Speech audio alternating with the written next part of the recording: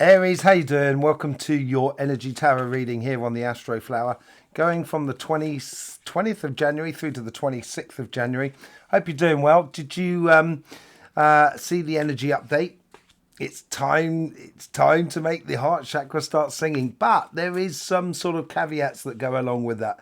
So we're going to be looking into the elements that are going to be affected with the energies at the moment, and we're going to be looking at them a little bit later on. But in the meantime, let's just get on with your reading.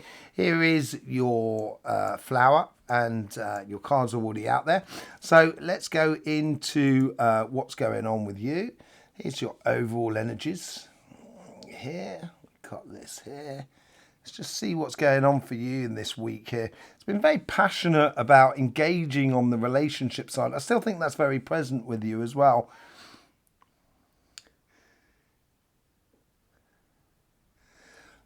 There's it's not a sense of self-worth and self-importance, but it is a case of where you have an important role to play within relationships, energies, emotions within your life.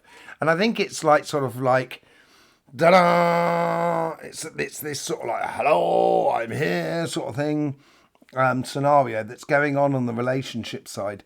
It's being very passionate about things, but being very passionate about the things that really correspond with you, that make you feel better about living life, basically.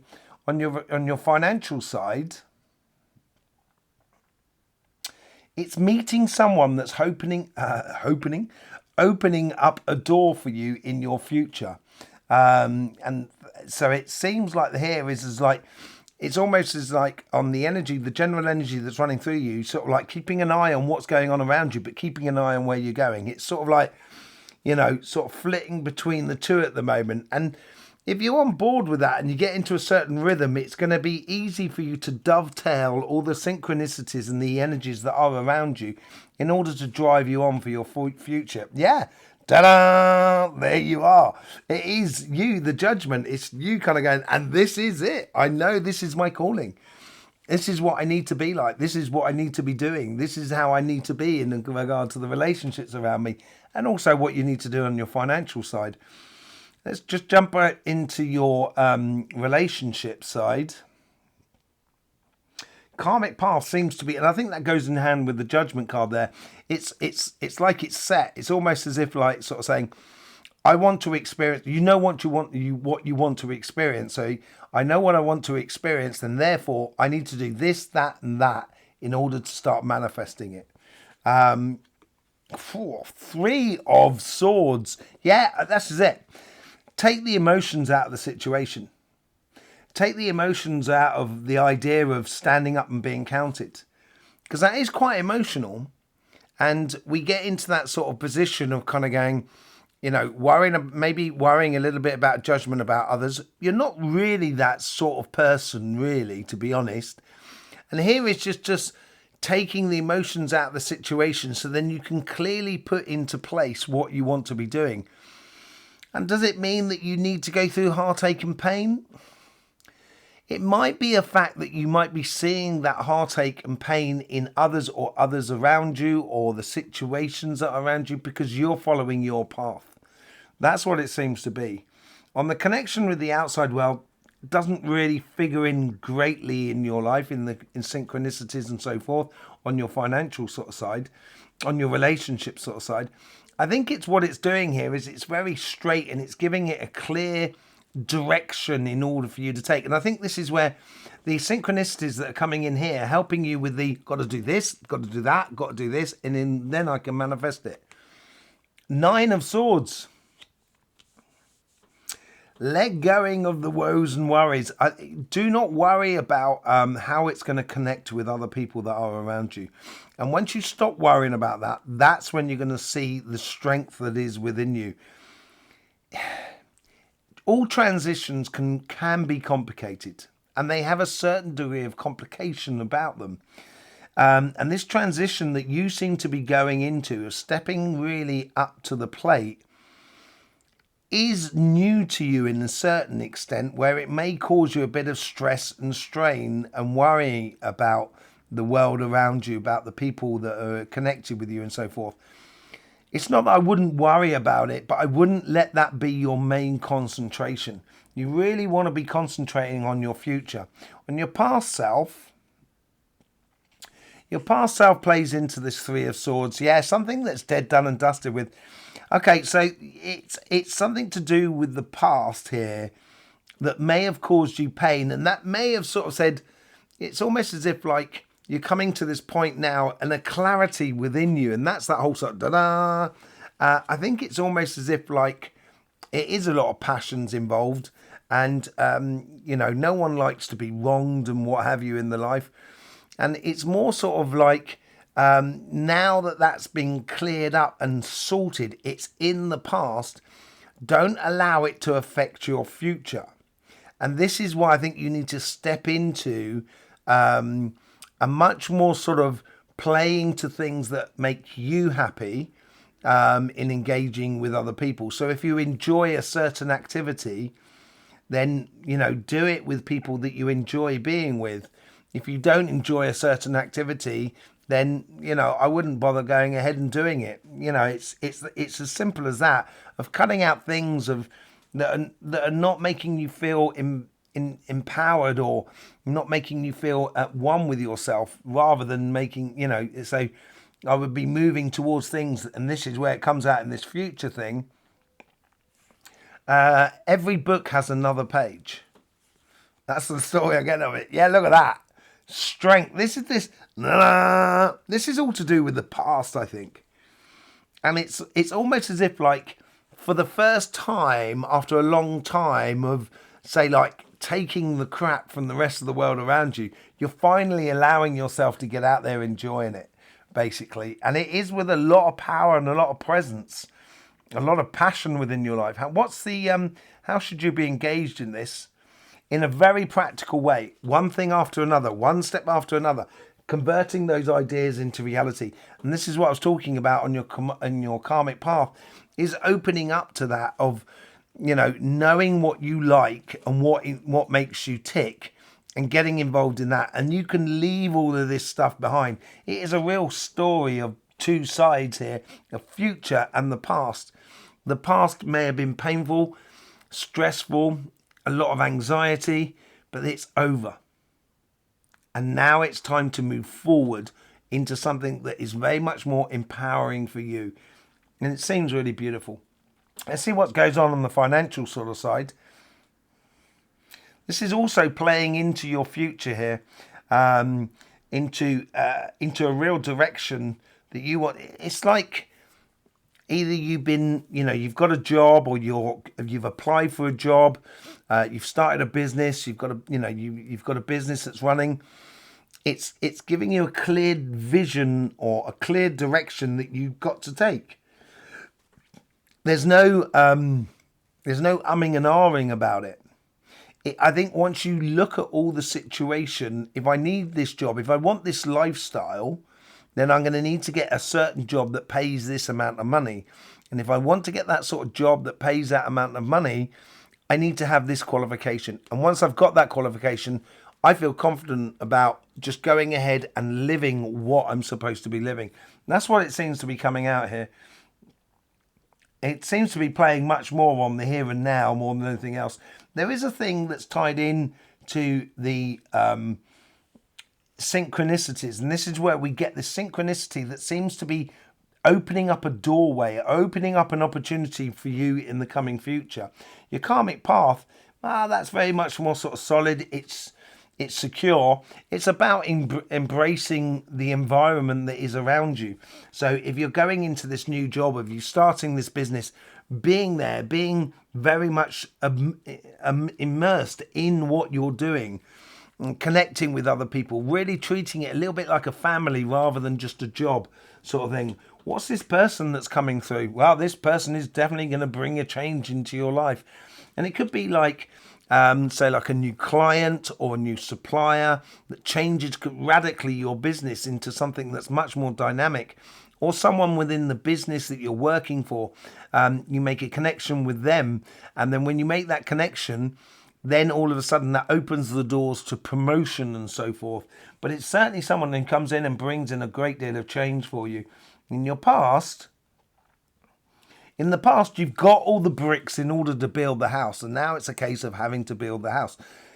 Happiness after difficulty. You've obviously done a lot of work, I think, in order to get to this situation of judgment, this position that is so much more fulfilling for you. What's this future all about? It's like a magnificent rose. A rose comes with thorns. This is why I think it's very important for you to concentrate on one side of, networking and connecting with people. Apparently it's really beneficial to network and connect with people. And this could be with your clients or with your projects or even with your neighbors in order to sort out where you're living and everything like that. Very much on the material side or in the job and what have you. But also keeping an eye on the goal of the event of where you want to be in the near future or in the future, as it were. And this opportunity comes with thorns, so you got to just be a little bit careful of it. Yeah, I think it's going to be a bit surprising for you.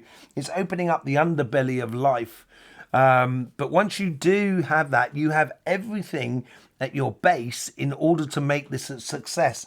And being very present and being the best example of yourself is really important. This is how you engage with the week financially. Yeah, I do think you need, this is what I mean about thorns. I do think you need to fight for it a little bit. You can't just let it happen.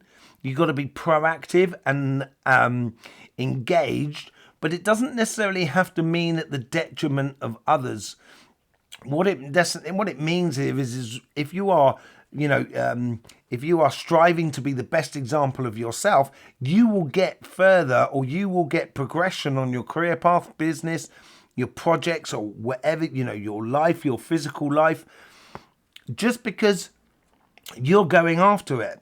You're not having to walk on people to get there, but you are going after it. So you don't need to necessarily fight against people. You just need to fight to be the best example of you can. Open those network doors and allow those things, these connections to happen for you. Okay, let's just have a look at your elements and see how that's playing into your elements as we go forward. So for the week, and if you've seen on the energy update, we had earth and fire energy, which was the main component of the energies that were coming through. So that's what we're looking for, the earth and fire connection. Obviously, you are that cardinal fire. You're that pure cardinal fire as well. There's no other fire sign that's pure. You're the only one. And this gives you that sort of passion for life and that determination, but it also gives you that passion of judgment that is within you, but also that judgment of sort of like, here's the baseline, here's the result sort of scenario. And you like looking into that, and feeding that is really important. And what is feeding it at the moment is that sort of fixed earth that comes through from from Taurus, sorry, I do apologise, from the sign that's just next to you. And Taurus is a very methodical sign. And I think you need to appropriate a lot of that sort of Taurus energy within you to be very methodical, to be really just getting on and doing, as it were, and noticing that you've got to do this step to follow this step to follow this step, and then my desires will be manifested. And that's what's happening here. It's happening very much in the here and now. I think that's the most important part of it all, more than anything else. But you do have a connection which comes from the connection between your sign and Cancer.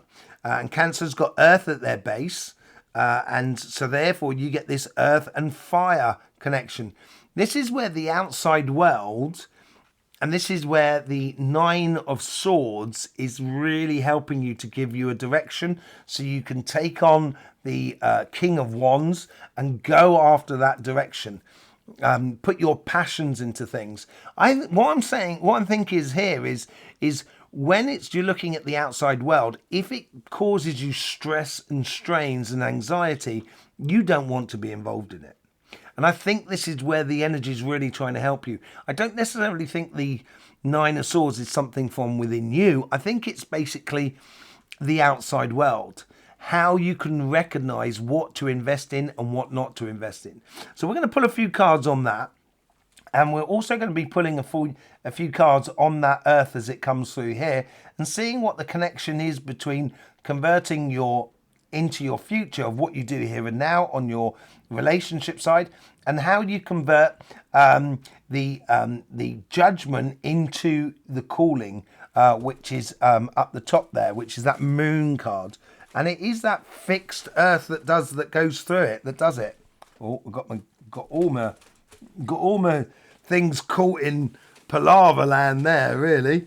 Let's just see what's going on here. Let's put your cards back into place. Hang on a second with all of that. Palaver. Right, so there we go. Sorry about that. Yes, so what we're looking at here is looking at this earth coming through this section here, seeing what's going on, how this earth is feeding this sort of connection between what you do in the here and now, in putting into action the ideas which empower you. So I think we're going to start with that on that side there. Let's start first of all actually on the Nine of Swords and see what's going on there. You've got the Ten of Wands. Yeah, I just think you're carrying maybe too much. You're giving other people too much value. Anything that's caused you worry and stress and disappointment in the past, all of those things there, you've got to let go of it. You know, you're carrying too much, you're giving your power away too easily to others.